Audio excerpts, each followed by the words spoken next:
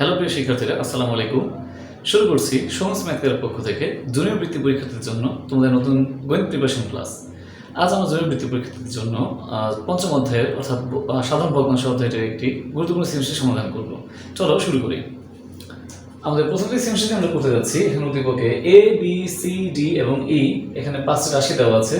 ক নং প্রশ্ন বলা হয়েছে যোগফল নির্ণয় করো। এখানে দুটি ভগ্নাংশে আমাদের যোগফল নির্ণয় করতে হবে। তো আমরা প্রথমে ক নং প্রশ্নের সমাধান শুরু করছি। এখানে আমরা দুটি ভগ্নাংশ প্রথমে লিখলাম। তো আমরা এখানে দেখতে পাচ্ছি প্রথম ভগ্নাংশের হর a² - 2 আর দ্বিতীয় ভগ্নাংশের হর a⁴ - 4। তো আমরা দেখতে পাচ্ছি যদি এটাকে আমরা a² - b² সূত্র ফেলি তাহলে a + b * a - b সূত্রের সাহায্যে আমরা এই রাশিটিকে এখানে পাবো।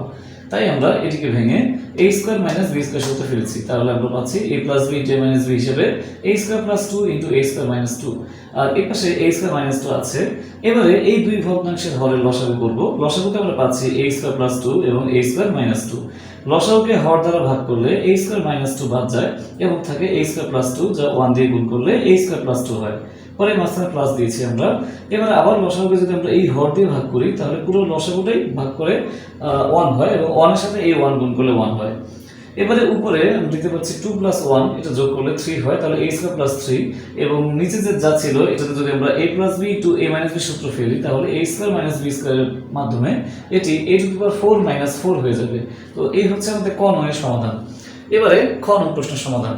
খ নং এ বলা হয়েছে 1/c + 1/e কে লঘিষ্ঠ আকারে প্রকাশ করো। অর্থাৎ আমাদের এখানে উদ্দীপকে যে c এবং d যে রাশি দেওয়া আছে এটা থেকে আমাদের 1/c + 1/e এটা নির্ণয় করে এটাকে লঘিষ্ঠ আকারে প্রকাশ করতে হবে।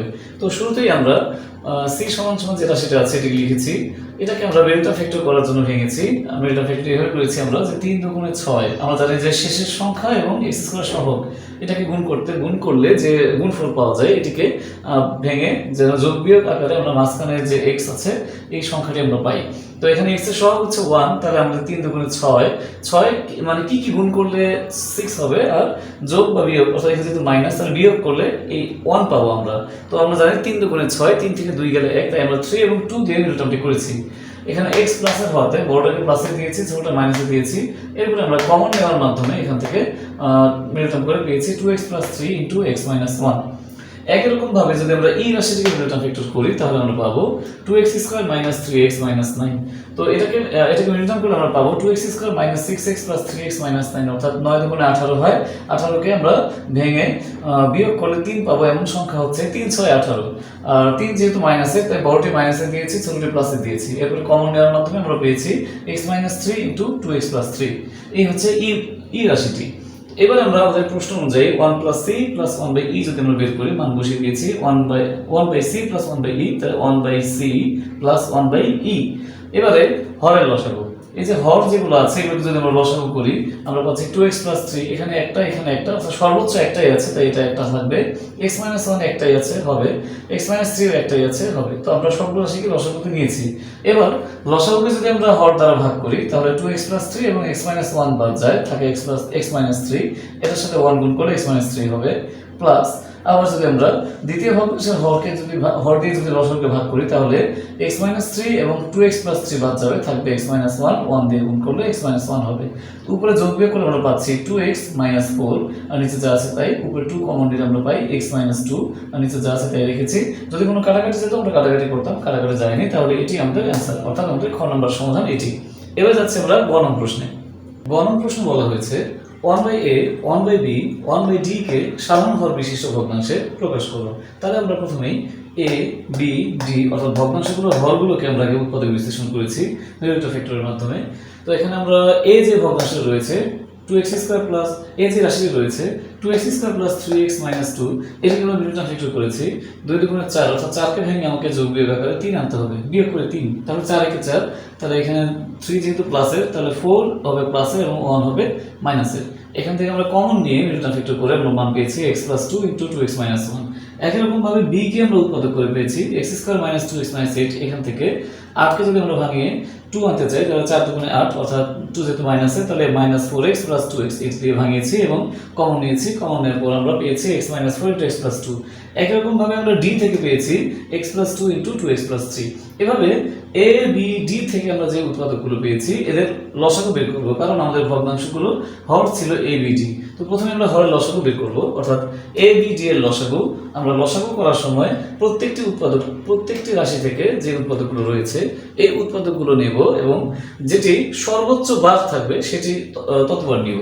তো এখানে x + 2 আমরা পাচ্ছি, যেখানে প্রত্যেক রাশিতে x + 2 রয়েছে একবার করে, তো আমরা সর্বোচ্চ একবারই পেয়েছি, তাই x + 2।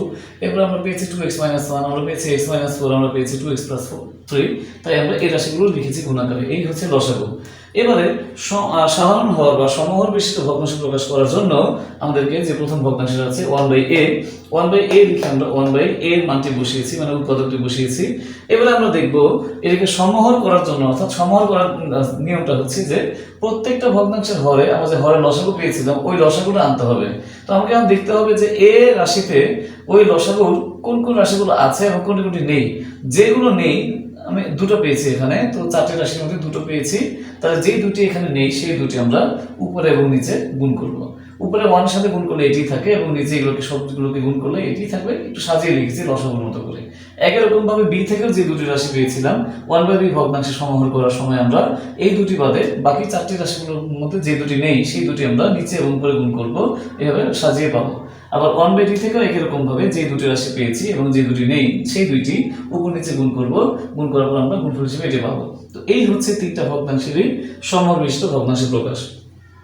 তো প্রিয় শিক্ষার্থীরা, আজ আমরা জুনিয়র বৃত্তি পরীক্ষার্থীদের জন্য একটি সৃজনশীল শেষ করলাম 5ম অধ্যায়ের।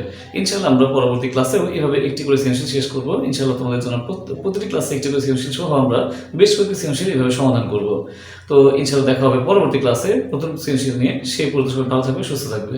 আমাদের ইউটিউব চ্যানেলটি সাবস্ক্রাইব না করে থাকলে তোমরা অবশ্যই আমাদের চ্যানেলটি সাবস্ক্রাইব করবে এবং আমাদের ফেসবুক পেজটি যদি এখনো ফলো না করে থাকো অবশ্যই ফলো করবে। ধন্যবাদ সকলকে। আসসালামু আলাইকুম।